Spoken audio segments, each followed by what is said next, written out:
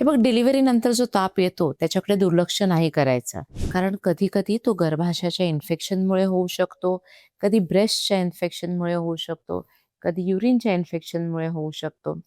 त्यामुळे डिलिव्हरी नंतर 7-8 दिवसाने जर आपल्याला हाय ग्रेड फीवर येत असेल, आपल्या योनी मार्गातून जो डिस्चार्ज येतोय त्याला वाईट वास येत असेल किंवा अल्टर्ड कलरचा डिस्चार्ज येत असेल, तर हे गर्भाशयाचं इन्फेक्शन असतं. त्याला प्युरपेरल इन्फेक्शन किंवा प्युरपेरल पायरेक्सिया म्हणतात. तापाबरोबर आपली ब्रेस्ट दुखत असेल आणि ब्रेस्ट जर तपासली तर आपल्याला एक छोटंसं लंब किंवा ॲप्सेस वाटत असेल, तर हे ब्रेस्ट ॲप्सेस असू शकतं. आणि तापाबरोबर जर आपल्या युरिनला जळजळ होत असेल, युरिन करताना दुखत असेल, तर ते युरिनरी ट्रॅक्ट इन्फेक्शन असू शकतं. पण यातलं काहीही झालं तरी आपल्याला डॉक्टरकडे गेलं पाहिजे.